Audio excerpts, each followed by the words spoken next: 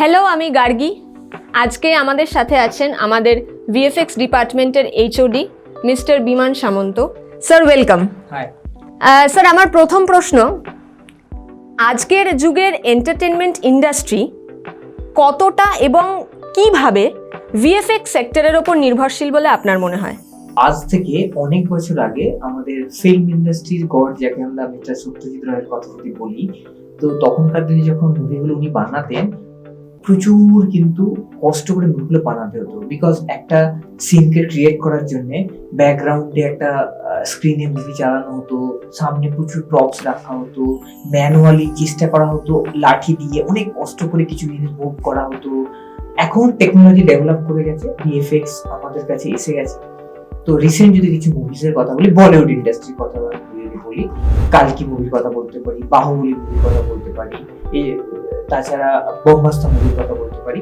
তো এই মুভিগুলো যদি দেখি তাহলে এই মুভির প্রচুর সিন আছে, শর্টস আছে, যেগুলো আমি যদি আগুন বা ব্লাস্টের কথা বলি, তো এগুলো রিয়েলিটিতে করা খুব মুশকিল। তো ভিএফএক্স টুলসকে ইউজ করে এগুলো ইজিলি আমরা কিন্তু অডিয়েন্সের সামনে প্রেজেন্ট করতে পারছি। আমি যদি একটু টিভি চ্যানেল মানে ব্রডকাস্টিং ইন্ডাস্ট্রির কথা বলি, ওখানে দুটো আলাদা সেগ্রিগেশন হয়। একটা হচ্ছে এন্টারটেনমেন্ট চ্যানেল, একটা হচ্ছে নিউজ চ্যানেল। এন্টারটেনমেন্ট চ্যানেলের কথা যদি বলি, ওখানে প্রচুর টিভি সিরিজ বা এপিসোড বা সিরিয়াল হয়।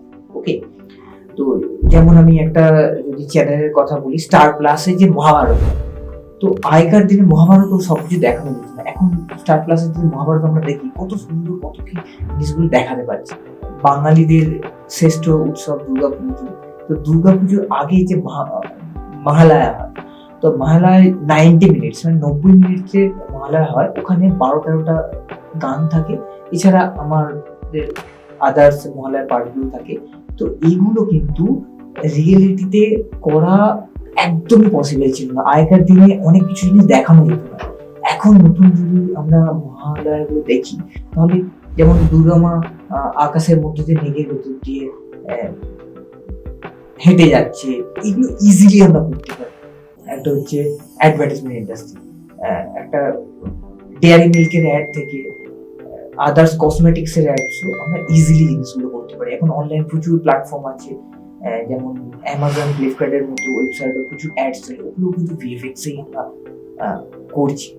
সায়েন্স, কমার্স এবং আর্টস এই স্ট্রিমগুলোর মধ্যে থেকে কোন কোন স্টুডেন্টরা BSc in VFX film making এই কোর্সটার জন্য অ্যাপ্লাই করতে পারে?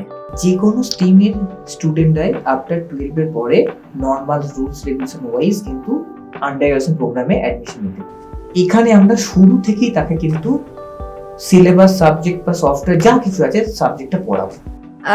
কোন ধরনের কোম্পানি আমাদের শিক্ষার্থীদের গ্র্যাজুয়েশনের পর নিয়োগ করে? রিসেন্টলি কি হয়েছে, এটা আমাদের জন্য খুবই ভালো। ইন্টারন্যাশনাল এমএনসি যত হলিউডের কোম্পানিজ আছে ওগুলো কিন্তু ইন্ডিয়াতে সব শিফট করে গেছে। মানে নতুন নতুন শিফট মিনস নতুন নতুন ডিভিশন ওপেন হয়েছে। ভিএফএক্স এর top company industrial light and magic, ILM, Lucas film, ওই কোম্পানিটাও রিসেন্টলি আমাদের মুম্বাইতে একটু সেট আপ করেছেন ওনারা। সেখানে কিন্তু প্রচুর ফ্রেশার স্টুডেন্টরাও কিন্তু জয়েন করতে পারছে।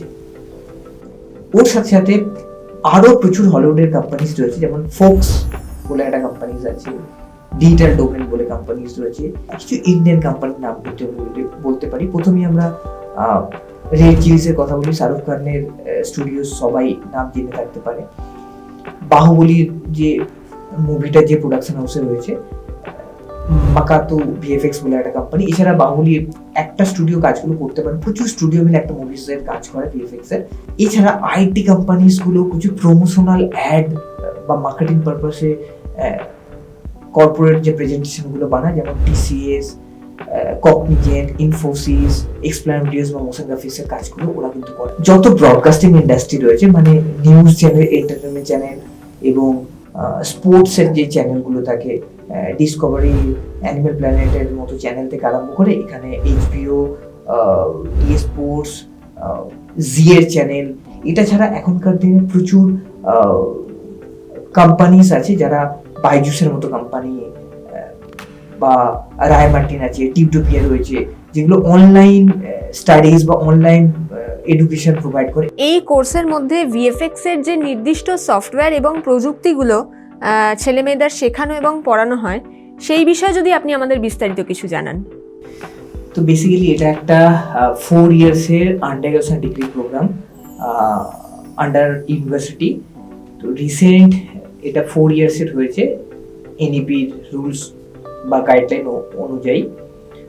তো 4 ইয়ার্সের ডিগ্রি কোর্সের মধ্যে আমরা যেটা শেখাচ্ছি, প্রথমে স্টুডেন্টরা ওরা পুরো প্রসেসটা শেখে, রাইট? মানে film making to final output, script to screen, right? এবার একটু পাইপলাইন বা প্রসেসটা একটু ব্রিফ করে দিচ্ছি আমি। একটা ফিল্ম বানানোর জন্য প্রথমে যেটা লাগে, একটা প্রি প্রোডাকশনের পার্ট থাকে, যেখানে ওরা প্রি প্ল্যানিংটা করে। বেসিক্যালি একটা ফিল্ম তো বানানো জন্য একটা স্টোরি লাগে, স্ক্রিপ্ট লাগে, তারপরে প্রপারলি ওটা শুট হবে, তারপরে ফাইনাল পোস্ট প্রোডাকশনের কাজগুলো হবে, editing and VFX, compositing and all, তারপর ফাইনাল আউটপুট। তো এটা হচ্ছে একটা প্রসেস। তো প্রথমে ফার্স্ট সেমিস্টারে আমরা সেই রকম ভাবে প্রি প্রোডাকশনের পার্টগুলো আমরা একটু শিখিয়ে দিই। এরপরে আস্তে আস্তে প্রোডাকশন প্রসেসটা আসে, শুটিং থেকে আরম্ভ করে আমরা কোন কোন সফটওয়্যারে কাজগুলো করব। তো গ্রাফিক্সের অ্যাস্থেটিক্স বা ডিজাইনিং সেন্স ডেভেলপ করার জন্য আমরা ওদের ফটোশপ শেখাই। বেসিক্যালি ফটোশপ এবং ইলাস্ট্রেটর শেখাই। ওর সাথে সাথে কিছু ড্রয়িং এর বেসিক কিছু পেপারস থাকে, যেগুলো অ্যাস্থেটিক্স পার্টটা ওরা ডেভেলপ করবে। ওকে, এরপরে যে প্রোডাকশনের পার্টটা যেটা থাকছে, শুটিং, সেটা তো কম্পোজিশন সেন্স, অ্যাস্থেটিক্স, সিনেমাটোগ্রাফি, ওগুলো পড়ানো হচ্ছে। ওর পরে শুটের পরে যে মেটেরিয়ালগুলো, মানে র ফুটেজ বা শর্টস গুলো আসছে, ওগুলো নিয়ে আমরা কিভাবে কাজ করব। এডিটিং এর যে পার্টগুলো হয়, প্রথমে প্রিমিয়ার প্রো বলে একটা সফটওয়্যার রয়েছে, ওখানেও তো এডিটিংটা শেখানো হয় এবং ইন্ডাস্ট্রিতেও কিন্তু এই সফটওয়্যারগুলো নিয়েই কাজটা হয়। ওকে, এরপরে সাউন্ডের কাজগুলো হয়। সাউন্ডের জন্য অডিশন বলে একটা সফটওয়্যার রয়েছে, ওখানে সাউন্ডের কাজগুলো শেখানো হয় স্টুডেন্টদের। এরপরে আমরা আসছি কম্পোজিটিং পার্টগুলো। তো কম্পোজিটিং এর পার্টটা একটা হিউজ পার্ট, ওর মধ্যে আবার ছোট ছোট ছোট ছোট কিছু ডিপার্টমেন্ট থাকে। কম্পোজিটিং এর কিছু সাপোর্টিং ডিপার্টমেন্ট, ওগুলো রোটোস্কোপিং, একটা ম্যাট পেন্টিং, একটা পেইন্ট, একটা ম্যাচ মুভিং। তো এই সব পার্টগুলো কিন্তু থাকে।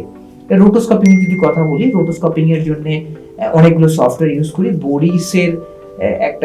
বরিস একটা কোম্পানি, তো ওই কোম্পানির আন্ডারে যেমন মোকা বলে একটা সফটওয়্যার পড়ানো হয়, এছাড়া সেলভেট পড়ানো হয়। এই সফটওয়্যারগুলোতে রোটো পেইন্ট দুটোই হয়।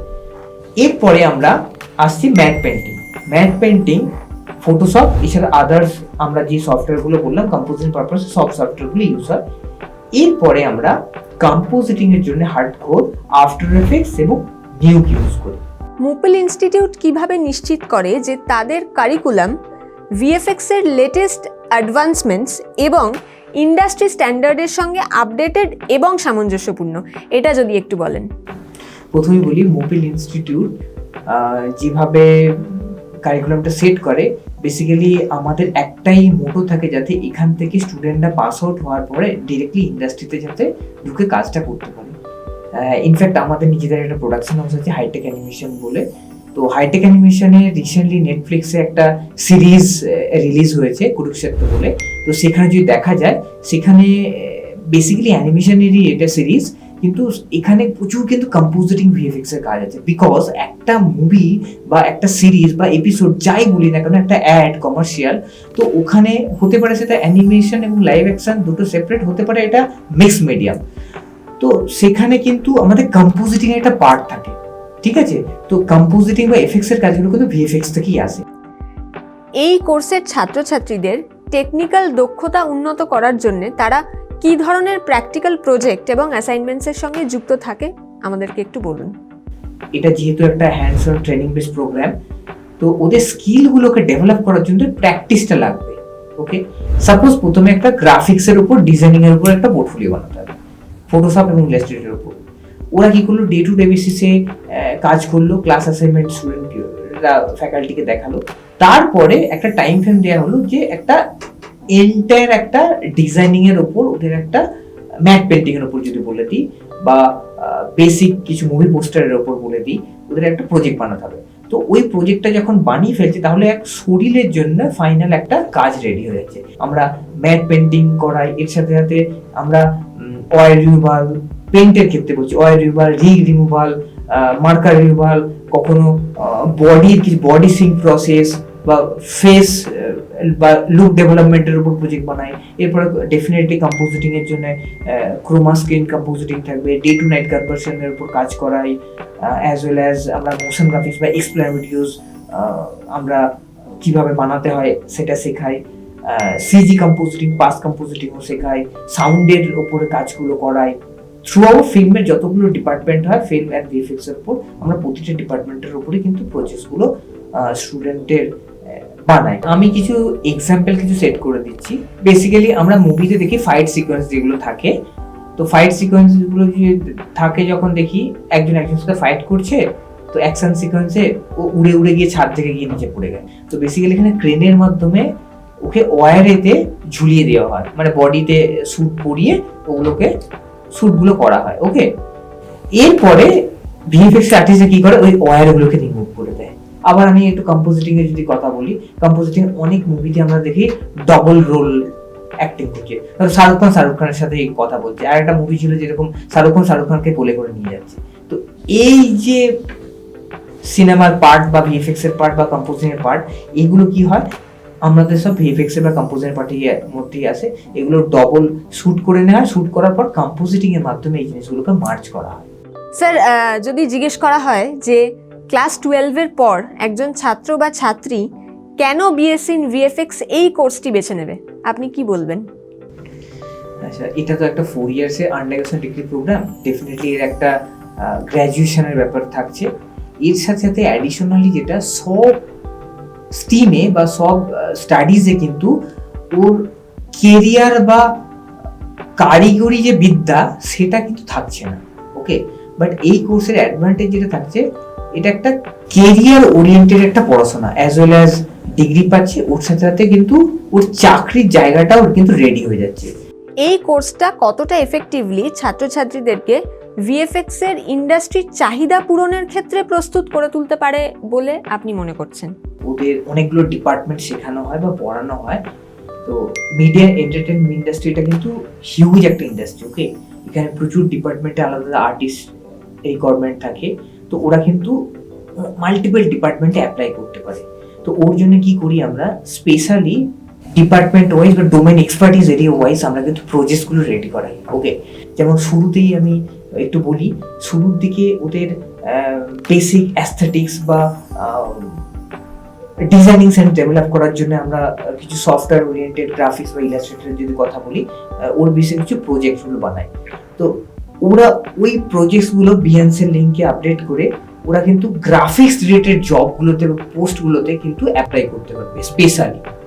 Second, as a video editor, তো আমরা কি করাই, আমরা স্টুডেন্টদের প্রিমিয়ার প্রোতে প্রপারলি এডিটিং শেখাই এবং স্টুডেন্টরা নিজেরাই ওদের ফোনে হতে পারে, ওদের ক্যামেরায় হতে পারে, ওরা ছোট ছোট করে ওরা স্টোরি বানিয়ে ad film, commercial, short film, music video ওরা কিন্তু শ্যুট করে ওরা নিজেরা এডিট করে সাউন্ড ভিএফএক্স গুলো অ্যাড করে ওরা কিন্তু ছোট ছোট করে প্রজেক্ট বানায়।